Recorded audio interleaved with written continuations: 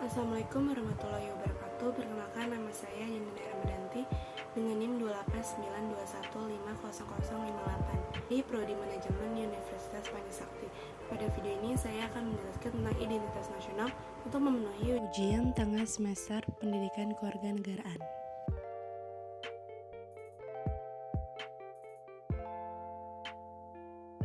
Pokok pembahasan pada video ini yang pertama ada pengertian identitas nasional, yang kedua ada fungsi identitas nasional, yang ketiga ada faktor identitas nasional, yang keempat ada sifat identitas nasional, yang kelima ada jenis identitas nasional, yang keenam ada unsur-unsur identitas nasional.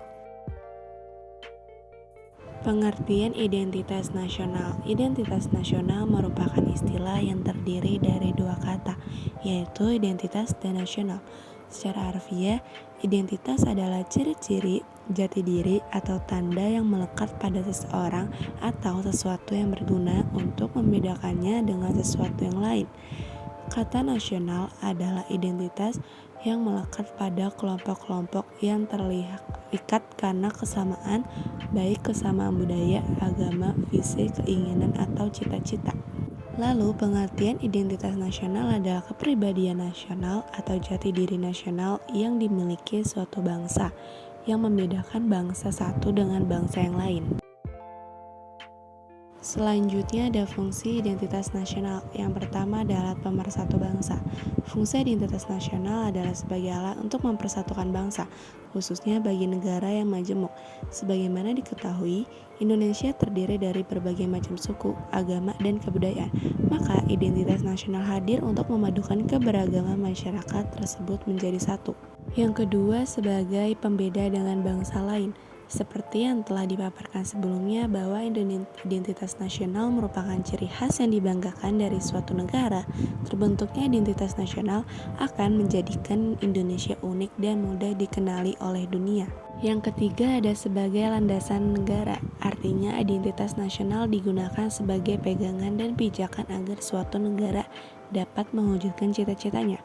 Landasan negara Indonesia adalah Pancasila yang nilai-nilainya digali dari kebudayaan luhur bangsa. 5 dasar inilah yang kemudian digunakan sebagai pedoman dalam kehidupan berbangsa dan bernegara.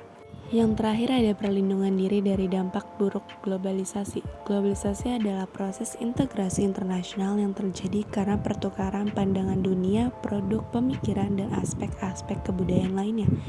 Globalisasi mendatangkan peluang sekaligus tantangan. Nah, cara untuk menyaring pengaruh globalisasi adalah dengan menjadikan identitas nasional sebagai rujukan. Selanjutnya kita masuk ke faktor pembentuk identitas nasional. Yang pertama ada faktor objektif. Faktor objektif ini meliputi faktor geografis dan demografis. Kondisi geografis yang membentuk Indonesia sebagai negara kepulauan yang memiliki iklim tropis. Indonesia juga terletak di wilayah Asia Tenggara. Hal ini mempengaruhi adanya perkembangan kehidupan ekonomi, sosial, dan budaya bangsa Indonesia. Yang kedua ada faktor subjektif. Faktor subjektif ini meliputi faktor sosial, politik, kebudayaan, dan juga sejarah yang dimiliki bangsa Indonesia. Faktor-faktor ini sangat mempengaruhi proses terbentuknya masyarakat Indonesia dan juga identitas bangsa Indonesia. Yang ketiga ada faktor primer. Faktor primer ini meliputi etnis, teritorial, bahasa, dan juga agama. Indonesia sendiri merupakan bangsa yang memiliki berbagai macam kebudayaan, bahasa, dan agama. Meskipun unsur-unsur tersebut berbeda-beda dan memiliki ciri khas masing-masing. Namun, hal tersebut bisa menyatukan masyarakat menjadi bangsa Indonesia. Persatuan yang terjadi itu tidak serta-merta menghilangkan keanekaragaman yang memang sudah ada di dalam masyarakat Indonesia. Maka dari itu lahirlah istilah Bhinneka Tunggal Ika yang memiliki arti berbeda-beda tetapi tetap satu jua. Yang keempat ada faktor pendorong. Faktor ini meliputi komunikasi dan teknologi, seperti lahirnya angkatan bersenjata dalam kehidupan negara. Dalam hubungan ini, ilmu pengetahuan dan teknologi dalam suatu bangsa merupakan identitas nasional yang dinamis. Maka dari itu, pembentukan identitas nasional yang dinamis ini sangat dipengaruhi oleh kemampuan dan prestasi masyarakat Indonesia. Semuanya tergantung apakah bangsa Indonesia mau dan mampu membangun bangsa untuk memajukan bangsa dan negara Indonesia. Yang kelima ada faktor penarik. Faktor penarik ini meliputi bahasa, birokrasi yang tumbuh, dan sistem pendidikan. Bahasa Indonesia merupakan bahasa yang sudah ditetapkan menjadi bahasa nasional dan kesatuan nasional. Masing-masing suku yang ada di Indonesia masih tetap menggunakan bahasa dari masing-masing. Yang terakhir ada faktor reaktif. Faktor reaktif ini meliputi dominasi, pencarian identitas, dan juga penindasan. Seperti yang sudah diketahui bahwa bangsa Indonesia pernah dijajah beratus-ratus tahun oleh bangsa asing. Hal ini mewujudkan memori bagi rakyat Indonesia. Memori akan perjuangan, penderitaan, dan semangat yang hadir dalam masyarakat untuk memperjuangkan kemerdekaan. Selanjutnya kita masuk ke sifat identitas nasional. Identitas nasional merupakan jati diri bangsa yang bersifat dinamis dan khas yang menjadi pandangan hidup dalam mencapai cita-cita dan tujuan hidup bersama. Pada era globalisasi ini, eksitasi bangsa-bangsa di dunia sedang dihadapkan oleh tantangan yang sangat kuat dari kekuatan internasional, baik di bidang ekonomi, sosial, budaya, dan politik.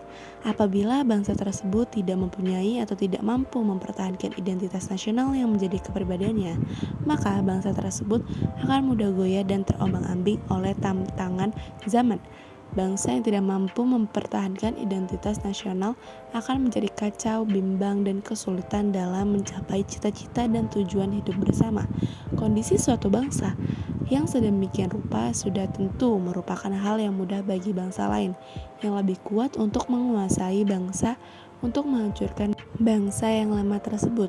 Oleh karena itu, identitas nasional sangat mutlak diperlukan supaya suatu bangsa dapat mempertahankan eksistensi diri dan mencapai hal-hal yang menjadi cita-cita dan tujuan hidup bersama.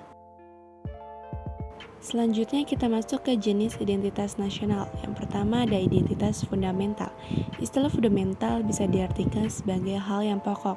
Hal pokok ini menjadi penunjang berdirinya sebuah bangunan. Ibarat membangun rumah, tentu hal fundamental yang harus kokoh, yaitu pondasinya. Identitas fundamental ini memiliki peran yang sangat penting dalam kehidupan berbangsa dan negara. Identitas fundamental ini meliputi dasar negara, falsafah, dan juga ideologi. Jika merujuk pada falsafah dan dasar negara, tentunya menuju pada Pancasila. Pancasila yang terdiri dari 5 sila sudah memuat hal-hal yang fundamental untuk menjadi pedoman dalam kehidupan berbangsa dan bernegara. Yang kedua ada identitas instrumental. Istilah instrumental bisa diartikan sebagai sebuah alat atau media. Identitas instrumental dalam identitas nasional Indonesia adalah UUD 1945. Di dalam UUD 1945 sudah terdapat aturan mengenai instrumen lain sebagai identitas nasional negara Indonesia. Hal ini meliputi bendera merah putih, Garuda Pancasila sebagai lambang negara, lagu kebangsaan Indonesia Raya, dan juga semboyan negara Bhinneka Tunggal Ika. Selain karena sebagai dasar dan ideologi negara, Pancasila juga menjadi salah satu dari 4 pilar kebangsaan. Selain Undang-Undang Dasar 1945, NKRI, dan Bhinneka Tunggal Ika. Yang ketiga ada identitas alamiah. Selain identitas fundamental dan instrumental, ada juga identitas alamiah. Berbeda dengan kedua identitas sebelumnya, identitas yang satu ini merupakan yang bersifat alami. Hal yang alami ini tercipta dari kuasa Tuhan Yang Maha Esa. Identitas alamiah meliputi negara Indonesia yang berbentuk kepulauan dengan jumlah ribuan. Lalu kita masuk ke unsur-unsur identitas nasional. Yang pertama ada bendera Indonesia. Pasal 35 UUD 1945 berbunyi, bendera negara Indonesia ialah sang merah putih. Merah artinya berani dan putih memiliki arti suci. Lambang merah putih ini sudah tidak asing lagi sejak masa kerajaan. Tidak hanya dipakai oleh kerajaan Majapahit saja, kerajaan Kediri juga memakai panji merah putih sebagai lambang kebesarannya. Bendera merah putih ini pertama kali digunakan di Jawa pada Oktober 1928, tepatnya Hari Sumpah Pemuda. Yang kedua ada bahasa Indonesia. Pasal 36 UUD 1945 berbunyi, bahasa negara ialah bahasa Indonesia. Bahasa Indonesia menjadi bahasa nasional atau bahasa persatuan. Bahasa Indonesia berasal dari bahasa Melayu Riau. Seiring waktu bahasa ini selalu berkembang dan mengalami perubahan. Bahasa Indonesia diawali sejak Sumpah Pemuda 28 Oktober 1928. Penggunaan bahasa Indonesia merupakan usulan dari Muhammad Yamin. Yang ketiga adalah Lambang Negara Indonesia. Pasal 36A UUD 1945 berbunyi, lambang negara ialah Garuda Pancasila dengan semboyan Bhinneka Tunggal Ika. Garuda Pancasila dan semboyan Bhinneka Tunggal Ika dipilih menjadi lambang negara dan semboyan negara. Burung Garuda yang dikenal dari mitologi kuno merupakan kendaraan Wisnu. Burung Garuda ini menggambarkan bahwa Indonesia merupakan bangsa yang besar dan kuat. Burung Garuda sebagai simbol keikatan persatuan dan menyatunya rakyat Indonesia yang heterogen. Yang keempat ada semboyan bangsa Indonesia, sedangkan semboyan Bhinneka Tunggal Ika memiliki arti berbeda-beda tapi tetap satu jua. Semboyan negara ini merupakan kutipan dari kitab Sutasoma dari Empu Tatular. Semboyan ini dipilih untuk menggambarkan persatuan negara Indonesia yang memiliki keberagaman suku, ras, agama, budaya, dan bahasa. Yang kelima adalah lagu kebangsaan Indonesia. Pasal 36B UUD 1945 berbunyi, lagu kebangsaan ialah Indonesia Raya. Lagu Indonesia Raya dipilih menjadi lagu kebangsaan Indonesia. Lagu ini diciptakan oleh W. Rudolf Supratman dan diperkenalkan pertama kali pada Sumpah Pemuda 28 Oktober 1928 di Batavia. Yang keenam ada dasar falsafah negara. Pancasila menjadi dasar falsafah negara, terdiri dari 5 dasar yang menjadi ideologi negara bangsa Indonesia. Pancasila adalah identitas nasional Indonesia yang memiliki kedudukan sebagai ideologi dan dasar negara. Lalu yang ketujuh ada Konstitusi Negara Indonesia. UUD 1945 menjadi konstitusi atau hukum dasar negara. UUD 1945 merupakan hukum yang tertulis dan memiliki kedudukan tertinggi dalam peraturan perundangan. UUD 1940 dijadikan sebagai pedoman dalam kehidupan dan bernegara. UUD 1145 sudah digunakan sejak Indonesia merdeka, sehari setelah proklamasi atau pada tanggal 18 Agustus 1945.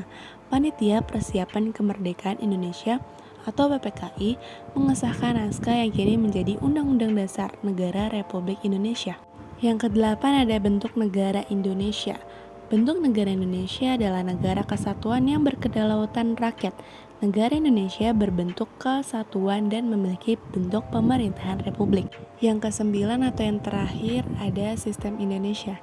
Sistem yang digunakan di Indonesia adalah sistem demokrasi dengan sistem yang menjunjung kedaulatan rakyat. Sampai saat ini sudah disepakati bahwa Indonesia tidak akan melakukan perubahan identitas sebagai negara kesatuan. Baik, segitu dulu video yang bisa saya sampaikan dan jelaskan. Maaf apabila ada kesalahan kata dan semoga video ini dapat bermanfaat. Assalamualaikum warahmatullahi wabarakatuh.